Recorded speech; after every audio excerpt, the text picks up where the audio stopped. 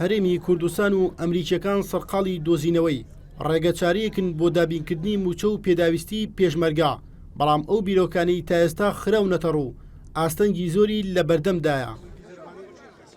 وا بڕیارە شاندێکی هەرێمی کوردستان لا چەند ڕۆژی داهاتوودا کە دیاری نەکراوە کەیە سەردانی ئەمریکا بکەن. ئەو شاندا پرۆپۆزۆڵێکیان ئامادە کردووە کاتەیدا ژمارە و داتای پێشمەرگە و ئەو چەک و پێداویستیانەی بۆ ئەم قۆناغت دەیانەوێ تۆمار کراون.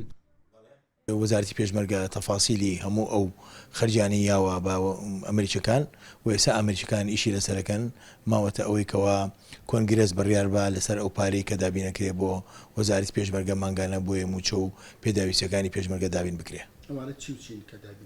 پێداویستەکان بەگشتی یەکەم بەرگەی یەکەم موچەیە بۆ موچەی بۆ بینی 50 تا 6,000 کەس موچە پێ بدرێ وانی کە لە بەرەکانی جەنگان.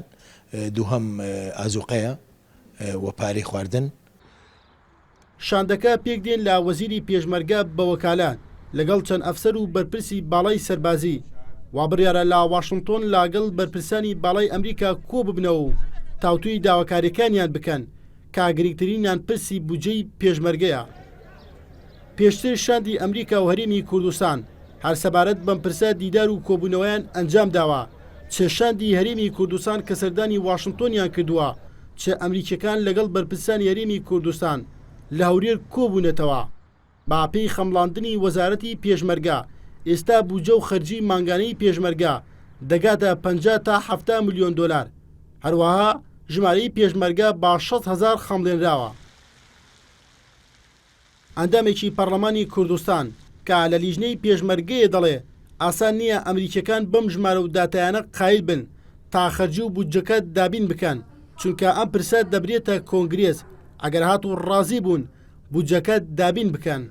گەشتبینیم بۆ قەرارەوە ئەمریکا ناچێتە ژێرەوەبارە، چونکە ئەمریکا زیاد لە 6 ملیار دۆلاری تاوەکو ئێستا لە شەڕی داعشا خەرج کردووە بە چەک و تەقەمەنی و بە ڕێگەی فڕۆکە و بە هەموو جۆرەکان. بۆیە پێم وانە ئەو مەسروفە گرانەی کە هێزی پێشمەرگەی کاوە بە تایبەت موچە کە بە ملیارات دینارە ئەمریکا ناچێتە ژێر ئەو بارە. قەناعەتم بۆ نیە ئەو تەنها دەنگوویەکی ئەعلامیە و هیچی تاوەکو ئێستا نەکەوتۆتە بواری جێبەجێکردنەوە.